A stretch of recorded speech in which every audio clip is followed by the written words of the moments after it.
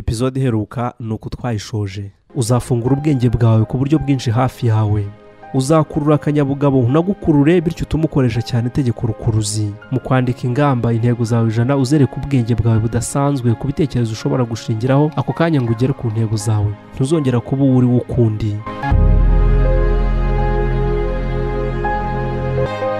Ukomeje kumva inyandiko zikubiye mu gitabo cya Dieudonné d'Amour, n'igitabo cyitwa Inzira y'Inkotanyi. Intego zisobanutse neza. Rimwe mu mahame y'ingenzi yo kugera ku bukire ni ukwishyira mu mutwe urwunge rw'intego zisobanutse neza mu buryo ugamije kugeraho mu bukungu, ukagena igihe ntarengwa cyo kugera kuri buri ngingo, hanyuma ugakora imbata y'ibikorwa irambuye izatuma ugera kuri za ntego zawe. Ntushobora kurasa inyoni utabona. Banza uhimbe inkora y'umutungo wawe, usesengure neza uko umutungo wawe uhagaze.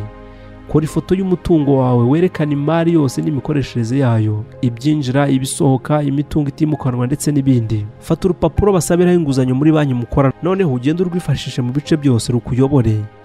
By'umwihariko garagaza yo utunze ubu. Mbese kora nkaho ugiye kugurisha umutungo wawe mu mafaranga ukigira hanze y'igihugu. Uyu ni umwitozo w'ingenzi waba ugutunguye. Igihe umaze kumenya neza amafaranga ufite uyu munsi, uhite noneho wiga intego yo kuzatunga miliyoni 60 byibuze z'amafaranga y'u Rwanda mu gihe kizaza. Bifata nk'imyaka 30 kugera kuri 40 ucishirije ku muntu wahereye ku busa. Ariko icyo gihe cyagabanuka ku ufite icyo yatangiriyeho. Iyo umaze kumenya aho uhera kandi waragena intego zawe z'igihe kizaza, izo ntego uzigabanyamo imyaka, na ya myaka ukayigabanyamo amezi 3. Nubwo imibare yagukanga ariko izaguha ifoto nyayo igaragaza umutungo wawe, uko uzagera ku gaciro k'umutungo wawe umwaka ku mwaka mu gihe kizaza. Uzagira kandi igitekerezo cyayo uzajya uzigama nayo uzajya ukusanya ukwezi kukundi cyangwa se buri mwaka kugira ngo ukire. Uzakora iki kugira ngo ugere ku ntego zawe z'ubukungu? Ni amafaranga ngaho uzabona kandi ukanazigama kugira ngo intego yawe uyiraseho? Nangaho ukeneye mu mezi 12 uhereye none? Dore inama rero. Gena intego yayo uzinjiza mu mezi 12 ari imbere. Ufata menshi waba warigeze kwinjiza kugeza ubu, wongereho 50%, aho niho heza ho gutangirira. Igenera igihembo. Niba amafaranga menshi waba warinjije ku mwaka ari 5,000, noneho iyi ntego yo kuzinjiza 7,500 mu mezi 12 ari imbere. Reba aho uyandika hanyuma ukora urutonde rwa buri kintu wumva uzakora kugira ngo wongere 50% kuyo winjizaga.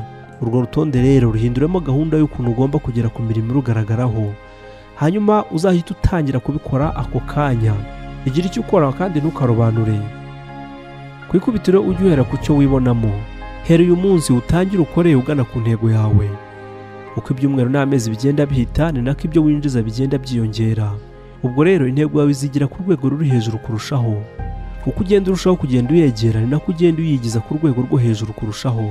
Iyi ntego igaragara kandi nyirayo akaba agaragaza iyo nyota yo kuyigeraho, ubwenge butangira kwikururira ibintu, noneho rya tegeko rya rukuruzi ubwo rikaba ritangiye gukora. Aho tuvugiye aha uzatangira gukurura abantu, ibitekerezo, ibihe ndetse n'inkomoko y'amakuru.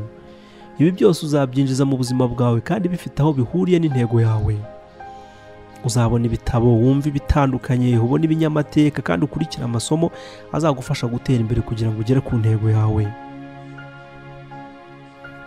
Dore ikintu cy'ingenzi wakora, garagaza neza ibintu ufitiye inyota kugeraho, shaka uburyo butagoye bwo kubigeraho. Uzajya uhora witeguye gukosora amakuru yose ubonye cyangwa se ikindi kintu uhuye nacyo bwa mbere yo gukomeza. Akenshi hari igihe umuntu agera ku ntego ze akoresheje uburyo atigeze ateganya mu itangira. Ni ngombwa rero guhora ufungutse mu mutwe. Igitangaza cyo kwishyira ishusho y'ibintu mu bwenge.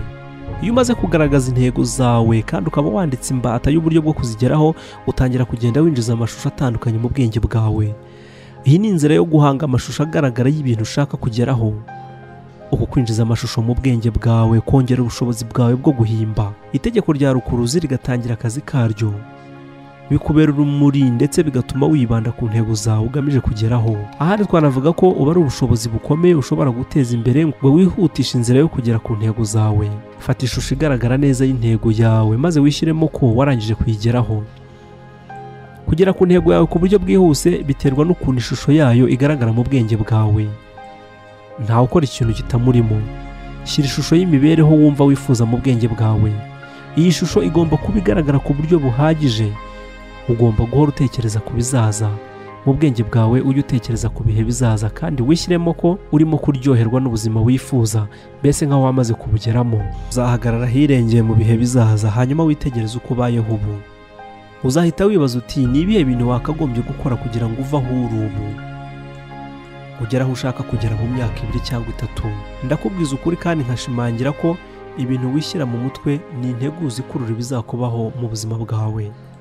Ifate nk'uwatangiye kubigeraho. Ubu bushobozi bwo kwishyira amashusho mu bwenge ujye ubufata nk'aho watangiye akazi kawe kugira ngo ugere ku ntego. Ibi nibyo twita imitekerereze ya nyirabayazana. Ujye uhumiriza hanyuma use n'utekereza ibikorwa bitandukanye wakora intambwe ku yindi kugira ngo ugere ku ntego yawe. Intekerezo yawe ya kure izakangurwa n'ayo mashusho ari mu bwenge bwawe, hanyuma itangira akazi kayo ndetse igafata amagambo n'ibikorwa byawe ikabijyanisha n'ayo mashusho. Ubwo ugahita ushyiraho gahunda hakiri kare izagufasha kugira icyo ugeraho. Uku kwishyiramo aya mashusho kandi bizatuma igice cy'ubwenge buhanitse kigaragaza ubushobozi bwacyo kandi cyerekana ko ubwenge bwawe bwibitsemo ubushobozi bukomeye. Ibitekerezo bizatangira kwisukiranya ndetse n'ingufu ziboneke kugira ngo ugere ku ntego yawe. Uko ishusho igaragara cyane mu bwenge bwawe ni nako intekerezo yawe ya kure hamwe n'igice cy'ubwenge buhanitse bizakora vuba kugira ngo yashushe ibe ukuri. Ibintu 4 byatuma wongera imbaraga. Hari ibintu 4 bishingirwaho kugira ngo umenye igihe byagutwara ngo ishusho washyize mu bwenge bwawe ihinduke ukuri. Icya mbere ni igihe iyo shusho imaze mu bwenge bwawe uko kingana. Iyi shusho ishobora kumara igihe kingana iki mu bwenge bwawe. Icya kabiri ni inshuro iyo shusho iza mu bwenge bwawe. Ese ku munsi ni kangahe iyi shusho igaruka mu bwenge bwawe? Icya gatatu ni agaciro iyo shusho ihabwa mu bwenge bwawe. Ni ku ruhe rwego iyo shusho ibase cyangwa yabaye karande mu mutwe wawe. Icya kane ni imigaragarire iyo shusho igaragaramo.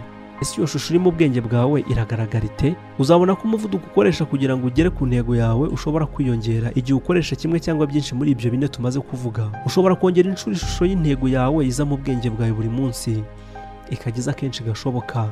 Ushobora kongera uburyo uyifata, wongera amarangamutima ajyanye nayo, uyibatisha cyane muri wowe. Ushobora kandi kongera uburyo iyo shusho igaragara. Ikiruta ibindi ni ugukurikiza ibyo bintu byose uko ari 4. Ishusho y'intego yawe uyikinisha, uyigaragura kenshi mu bwenge bwawe. Uko ugenda wishyiramo ishusho y'intego yawe mu mutwe kandi ukabifata nk'ukuri, ni nako uzumva ugize inyota nyinshi yo kuyigeraho. Uko uzagenda ugaragaza iyo nyota, ni nako ugabanya ubwoba bwo kutayigeraho ndetse no guhomba bya hato na hato. Iyi shusho yo mu bwenge bwawe ikongerera icyizere ko intego wiyemeje bishoboka kuyigeraho. Ituma urushaho kwigirira icyizere. Iragukomeza kandi igatuma udatezuka ku ntego zawe.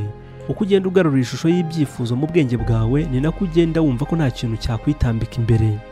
Reka tuvuge ku ikarita mutungo. Dore uburyo wakoresha kugira ngo wongere ubushobozi bwo gushyira ishusho mu mutwe. Ubu buryo bwitwa ikarita mutungo. Ufata ikintu ukandikaho intego yawe. Ushobora no gufata ifoto yawe ukayishushanya hagati, hanyuma ugafata ya shusho iri hagati ukayikikiza amafoto cyangwa se utundi tuntu waciye mu kinyamateka cyangwa se ibinyamakuru bifite aho bihuriye n'intego zawe cyangwa se bizikwibutsa. Buri munsi ujye ufata umwanya wicare hasi witegereze cya cyapa wakoze, hanyuma ya magambo ashimisha atanga icyizere ndetse na ya mafoto ugende ubyinjiza mu bwenge bwawe. Ugomba kureka ubwenge bwawe bagafotora ya magambo, ya mafoto na ya mashusho bigahagarara ya ntego ufitiye inyota. Uzajya ukoresha amafoto n'amashusho agaragaza imibereho myiza cyane. Uzomeke ifoto igaragaza imodoka wumva uzajya utwara cyangwa se wumva uzabamo. Omekaho amashusho waciye mu binyamakuru no mu binyamateka yanditseho umubare w'amafaranga. Uzajya womekaho ikintu cyose kizatuma intekerezo yawe ya kure ishiduka, maze ukayibambikaho ishusho y'ikintu ufitiye inyota. Uko ugenda urushaho kwiga ikarita mutungo yawe kenshi, niko wihuta kugera ku ntego yawe. Intego yawe ikihuta kukugeraho. Ugomba kujya ugenzura ibiganiro bibera imbere muri wowe. Akenshi ikintu utekerezaho kenshi nicyuba. Naho Emerson we yashimangiye ko aya magambo yandika agira ati, ikintu umuntu atekerezaho umunsi wose nicyaba cyo. Twakongeraho tuti, ikintu uvuga cyangwa se ikintu wibwira bukakwiriraho nicyuba cyo. Ushobora kugira icyundura kidasanzwe ku mitekerereze yawe, amarangamutima ndetse n'imyitwarire yawe, ukoresheje uburyo buzima bwo kwiganiriza, ugisha imitima inama cyangwa se kwiyemeza ibikubaho. Iyi tekinike isaba ko akenshi ubura umuntu wiyobora ubwawe kandi ukiganiriza bizima. Igihe cyose amagambo n'ibyo uvuga biba biganisha ku bintu bikubaka, bisaba yuko ibyo uvuga ari wowe ugomba kubyishyigikiramo. Ikizwi nuko amagambo agira uruhare rukomeye mu kugena intsinzi cyangwa se kutagira icyo umuntu ageraho. Amagambo afite ubushobozi bwo kongera inshuro umutima w'umuntu utera cyangwa se umuvuduko w'amaraso. Amagambo ashobora gutuma wishima cyane mu kanya gato, mu kandi kanya ukababara cyane. Amagambo wibwira wowe ubwawe ashobora gutuma uba umuntu ufite icyizere cyangwa se ukaba umuntu w'umunyabwoba uhora wumva udatekanye. Ni wowe rero ugomba guhitamo. Umuntu wo ku rwego rwo hasi ahora yibwira muri we ibintu by'urucantege gusa. Ibi bimubaho inshuro nyinshi zishoboka. Hafi 95% usanga ibintu yibwira imbere muri we ari ibintu bigaragaramo ubwoba ndetse n'impungenge. Usanga buri gihe yitekereza ku bantu bamurakaje, ku bibazo bye no ku ngorane gusa. Uko ugenda ufata isi ukayibonamo ibintu bibi gusa, ni nako ugenda uhinduka umuntu w'umunyabibazo. Ubu ngubu abaganga n'abahanga mu bijyanye n'imitekerereze y'umuntu bemeza ko guhora umuntu arangwa no gutekereza ibintu bibi bidatuma yishima ariyo nkomoko ya mbere y'umuhangayiko. Guhorana umunabi no kumererwa nabi bishobora gutuma yarwara igifu n'ibindi. Gutekereza ku bintu bibi ntukabibonemo icyiza na kimwe. Ntuzatinyuke. Iyo wari uzi ukuntu mwene ibi bitekerezo byangiza ubuzima bwawe ndetse n'imibanire yawe n'abandi, ntiwakongera na rimwe kwemera ko bikugaragaraho. Ntiwakongera kwiha gukora cyangwa se kuvuga ibintu byakwangiza bene aka kagene, kandi uzirikane ko nta kintu kitabara. Kugira ngo ugere ku bintu byinshi ugomba kumenyera kubaha no kubahiriza amagambo wibwira imbere muri wowe. Ayo magambo nakuganisha ku muntu wumva ushaka kuba we, kimwe n'imihigo nyamukuru wumva ushaka kwesa. Tuzi neza ko nta kintu cyose umuntu avuga kiba kigamije gutegura uko ejo hazaza hazaba hameze mbere y'igihe. Kubera iyo mpamvu rero ni ngombwa ko amagambo yose akoreshwa agomba kuba ajyanye n'ubuzima wumva wifuza kuzagira, aho kwibanda ku buzima ushobora kugira muri ako kanya. Birashoboka kureba ikintu ugasurumbira ugahukwa, niyo mpamvu ya mbere ituma abantu bakuru batagira icyo bageraho. Usanga atari ukubera ko twagize ibibazo runaka ngo wenda ari byo bituma tugira ubwoba. Nta muntu wavuga ko atigeze ahura n'ibitagenda neza mu buzima bwe. Nk'uko Nietzsche yavuze ati, ikintu kimbayeho iyo kitanyishe ndushaho kugira imbaraga cyane. Gutekereza ko umuntu ashobora kurushywa n'ubusa nibyo byatwishe. Bigera naho umuntu ariko umugambi wo gukora ikintu ataranatangira. Abantu batinya kurushywa n'ubusa usanga bagira bati sinabishobora, sinshoboye, reka da sinshoboye. Buri gihe dutekereje gukora ikintu ariko tugatinya ko bwaba ari ukurushywa n'ubusa cyangwa se ko cyaduhombera mu buryo bunubu, nibwo usanga umuntu agira ati sinshoboye. Amagambo nk'aya atuma umuntu ahorana ubwoba mu mubiri, umutima ugahora utera cyane, igifu kigakekera sinakubwira, ubwenge bugasa n'ubwayobye. Ugahora mu gahinda uhangayitse kandi ugahorana umutwe udakira. Ariko ushobora kwishyiramo ibintu bizima bikanesha bya bindi bibi. Dukurikije iby'abahanga mu bijyanye n'imiterere y'umuntu bemeje, amagambo nka birashoboka asimbura burundu kumva umuntu atekereza ngo sinabishobora, cyane cyane iyo yavuze kenshi ukayashimangira bihagije. Amagambo nka birashoboka ni umuti w'ubwoba bwo gutinya kurushywa n'ubusa, butuma dusurumbira kugira ngo tugire icyo tugerageza. Kuva ubu rero igihe cyose uzumva ushaka kuba umuntu runaka wakataraboneka ukomeye, wowe ubwawe uzaha agaciro icyo gitekerezo cyawe, maze ujye usubiramo uti birashoboka, nabishobora. Aya magambo ujye uyasubiramo igihe cyose, igihe uzumva ugiye kuneshwa n'ubwoba no kutigirira icyizere bijyanye n'icyo ushaka kugerageza gukora. Wowe vuga ubishimangira uti nabishobora, nabishobora, nabishobora.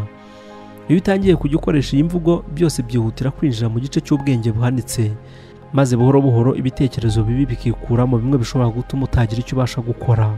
Korera miliyoni nawe. Ubu ibihe tugezemo, miliyoni y'amafaranga y'u Rwanda ntabwo ari amafaranga menshi, ariko hari abatayabona. Niba utayabona ushobora gukora uyu mwitozo, ariko niba wifuza gukorera arenzeho nabyo nta kibazo rwose. Aha rero ugomba kuvuga umubare wifuza. Niba wifuza miliyoni 3, 10 cyangwa se 20, nabyo bivuge nk'uko nabiteguye muri aya magambo. Andi magambo meza ushobora gukoresha ni ngiye gukorera miliyoni, ngiye gukorera miliyoni. Muri business ukora buri munsi ujye usubiramo aya magambo inshuro magana. Aya magambo agomba kwinjizwa neza mu gice cy'ubwenge buhanitse akifungiranamo. Guhera ubwo rero ubushobozi bwawe bwo gutekereza buzatangira bukora amanywa nijoro kugira ngo iryo tegeko wahaye ubwenge bwawe rishyirwe mu bikorwa. Igihe cyose uzajya utekereza ku kazi kawe ujye usubiramo ugira uti ninjye wa mbere, ninjye wa mbere, ninjye wa mbere. Aya magambo meza gutya ujye uyajyanisha na ya shusho igaragaza gukora neza kwawe wishyize mu mutwe. Ujye wumva ko uri umuntu utuje, udahangayitse, wifitemo icyizere kandi ushoboye. Icyo ubona muri wowe nicyo uba cyo. Bwa mbere iyo uvuze aya magambo wumva ari ibintu bidasanzwe kandi ukumva wishisha, ariko ibi ni ibisanzwe. Ni ibyo twita cognitive dissonance, ihabana ry'imyumvire. Ibi bibaho igihe cyose ibintu byinjiye mu bwenge bw'umuntu ari bishya bihuriranye n'ibisanzwemo. Ariko ikigaragara nuko iyo usubiyemo ibi bintu bishya inshuro nyinshi n'icyizere cyinshi, byirukana bya bindi bishaje byari birimo burundu, bigasigara ari ya mabwiriza ugenderaho mu bwenge bwawe. muri wowe iyo ugenda wibwira amagambo atanga icyizere ukagenda usubiramo imwe muri za nteruro uko ari 3 cyangwa se ikindi kintu icyo ari cyo cyose cyagutera imbaraga kigatuma ubushake bwawe bwiyongera, bizana impinduka mu bwenge bwawe. Mwene aya magambo atuma ugubwa neza mu mubiri, akongerera ingufu, akanatuma urushaho kwigirira icyizere. Aya magambo kandi atuma ugenda urushaho kugira ubushobozi bwo gukoresha neza umutimanama wawe. Mwene aya magambo atuma udatezuka ku kintu wiyemeje kandi ugahora uri maso, atuma uhora ugenda wiyumvamo ingufu zidasanzwe.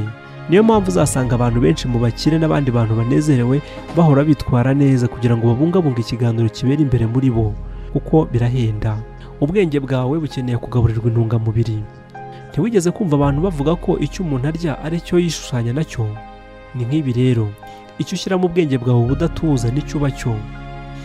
Icy'ingenzi wakora kugira ngo ubwenge bwawe buhe gahunda no kugira ibyo ukora bigaragarira rubanda, bigenda byisanisha n'intego ndetse n'indoto zawe, nta kindi ni ukugaburira ubwenge bwawe ukoresheje proteine zituma mu mutwe hamera neza. Ibyo ukabikora kuva mu gitondo kugeza nimugoroba. Kugira ngo ugere kure hashoboka, bigusaba kugenda winjiza mu bwenge bwawe amagambo, amashusho, amakuru n'ibitekerezo byose biganisha ku gushaka umukiro. Ujye ugira umuco wo gutekereza no kwigirira icyizere ko gukira bishoboka. Dore uburyo bune rero wabikoramo. Icya mbere ni ukugira umuco wo gusoma inkuru, ibitabo ndetse n'ibinyamakuru bivuga ku bantu bakize. Uko ubisoma aba ari nako utekereza kumera nkabo. Ujye wicara wibone wishushanya mu mutwe wawe ko wamaze kuba wa muntu wemera kandi wubaha, umushaka kumera nka we, maze witware nk'aho uri we. Wibuke ko abageze mu bushorishori bw'ibyo bakora bose bahereye hasi, kandi ibyo abandi bagezeho nawe wabigeraho. Nk'uko abahanga mu mitekerereze babyerekanye, nta mipaka iriho. Bagaragaje ko kugira umuntu ufatiraho urugero bifite akamaro cyane mu gukurura mu bwenge bwawe imico n'imimerere wifuza kugira iyawe ngo ikurange. Hitamo umuntu wemera cyane, maze igihe cyose ugeze mu bibazo ujye wibaza uti, ari wa muntu yabyitwara amate? Ese wa muntu nagize icyitegererezo iyo ahuye n'ingorane nk'izi yitwara ate? Wibaza uko we yari gutekereza ndetse n'icyo yari gukora. Uzabona ko iyo utekereje uko umuntu yari kwitwara mu bihe runaka, imitekerereze yawe itera imbere, nawe ugakora iyo bwabaga, ugashaka gukora neza ku rwego rwo hejuru cyane. Icya kabiri, uzajya usoma ikintu cyose uguyeho gifite aho gihuriye na business yawe cyangwa se ibyo ukora. Ugomba guhinduka impuguke mu byo ukora. Ugomba kugenda wiga ibintu bijyanye n'umwuga wawe, ubucuruzi bwawe cyangwa se ubukorikori bwawe. Ni nako ugenda wigirira icyizere ukagira ubushobozi bwo gukora neza. Icya gatatu ni ugukurikirana gahunda zigamije kwigisha kuri radiyo igihe utwaye imodoka yawe. Muri rusange umuntu utwara imodoka ibirometero hagati ya 12 na 25 buri mwaka, ibi bingana neza n'amasaha hagati ya 500 n'igihumbi buri mwaka umuntu ari kuri vola y'imodoka.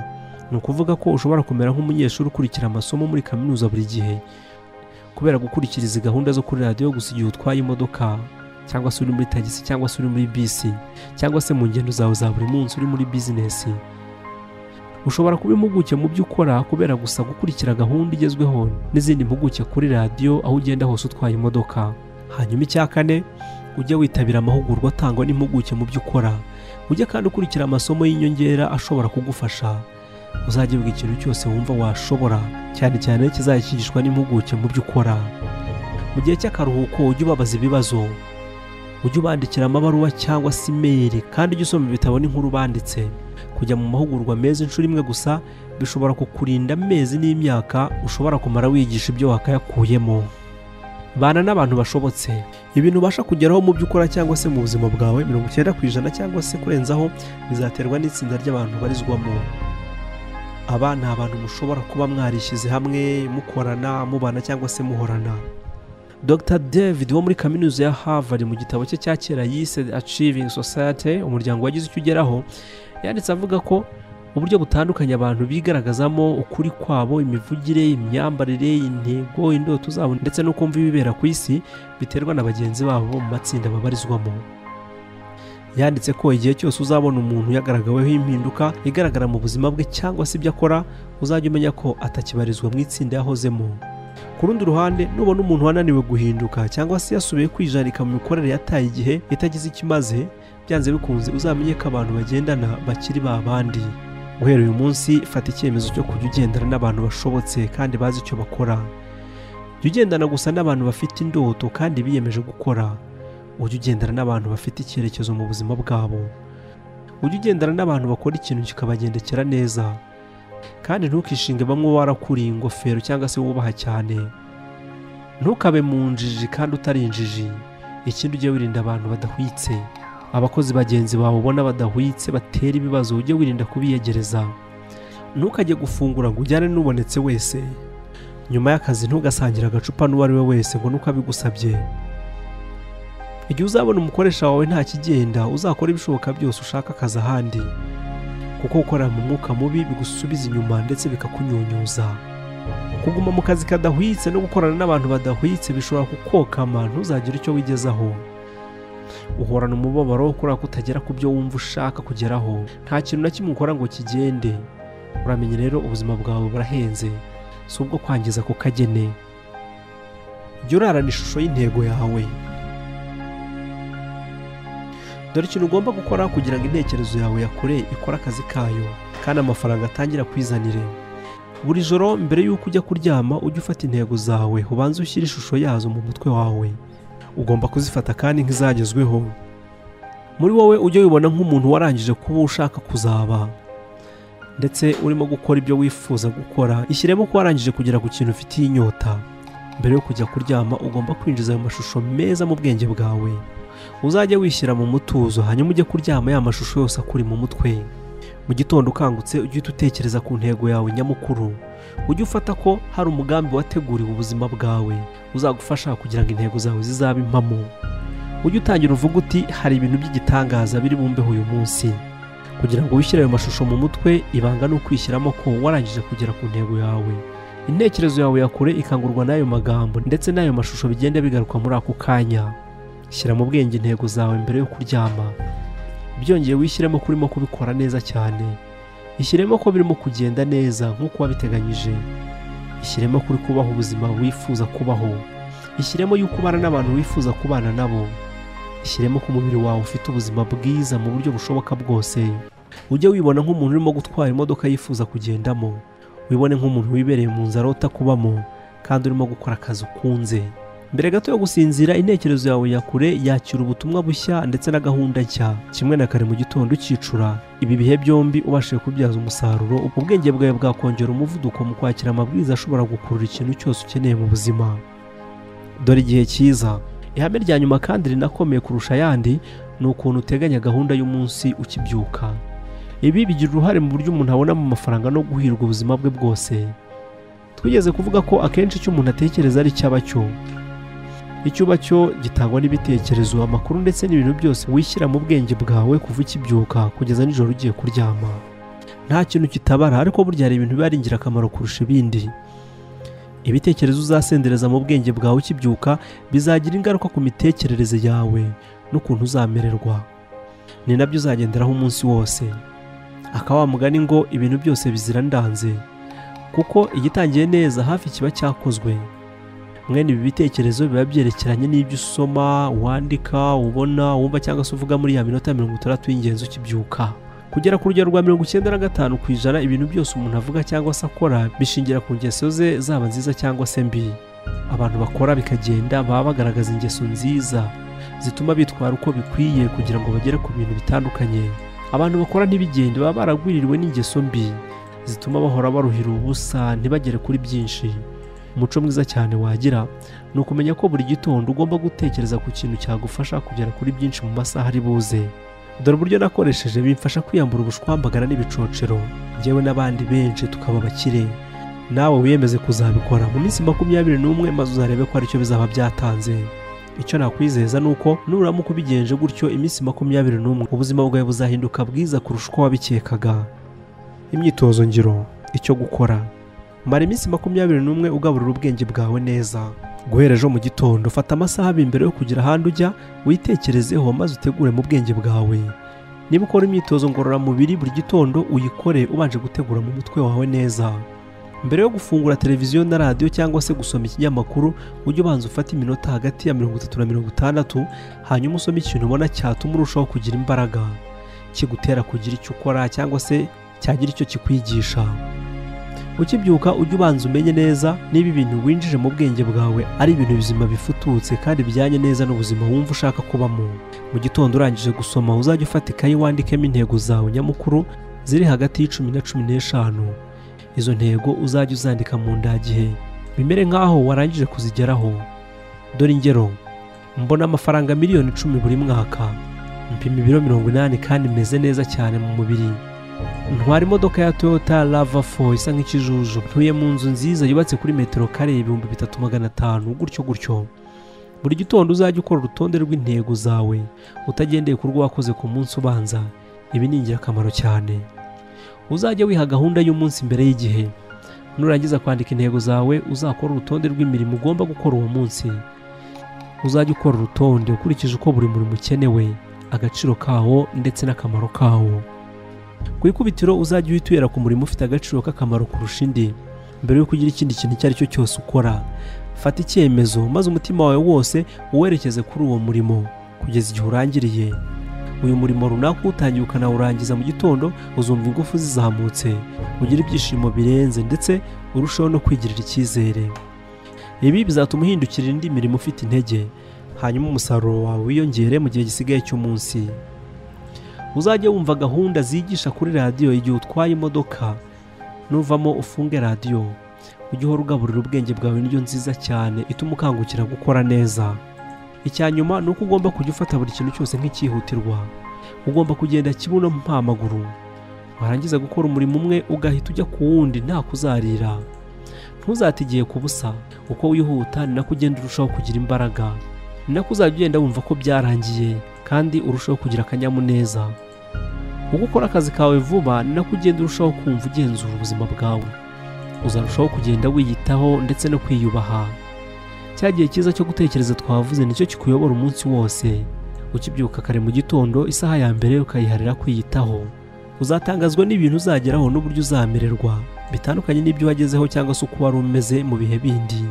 Gahoro gahoro uko wibona kuzahinduka, n'ibyo wumva washobora gukora nabyo bizaba uko. Amafaranga azatangira kukumenekaho, hanyuma wishimira ibyo wagezeho bijyanye n'imbaraga wakoresheje ntaho hejwe kugera. Umutwe wa 16. Intego yawe nyamukuru ni iyihe? Undi mugani nawo ushobora kukubaka no guhindura ubuzima bwawe ndetse n'ubwo abazagukomokaho bose n'uyu. Umunsi umwe umwana w'umuhungu yarahagurutse ajya kubaza se wari wicaye mu nzu yisomera igitabo. Umwana aramwegera yitonze abaza se ati: "Data wambyaye, mbwiza ukuri, mfite agaciro kangana gute?" Ise yaramwitegereje hareba ukuntu umwana we ashishikajwe no kumenya agaciro afite, nuko aramusubiza ati: "Mwana wanjye, niba ushaka kumenya agaciro ufite, fatira ibuye maze urijyane mu isoko. Nihagira ukubaza igiciro cyaryo ntugire icyo usubiza, ahubwo uzamure intoki ebyiri gusa." Umwana afata ibuye abikora uko se yabimutegetse. Ageze mu isoko areba ahantu abantu banyura ari benshi maze yicaraho ategereza ko hari uwaza kumugurira rya buye. Hashize umwanya munini ategereje, haza umukecuru aramubaza ati: "Iryo buye nangahe mwana wa?" Umwana amusubiza azamuye intoki ebyiri gusa. Umukecuru aramwenyura araseka n'ibyishimo ati: "Amafaranga 20 gusa. Ngaya afate umpe ibuye ryanjye." Umwana yiruka ajya mu rugo iwabo kubwira se ko hari umuntu umuhaye amafaranga 20 ngo amuhe rya buye. None se aramubwira ati: "Fata iryo buye urijyane mu nzu ndangamurage cyangwa se muri mize.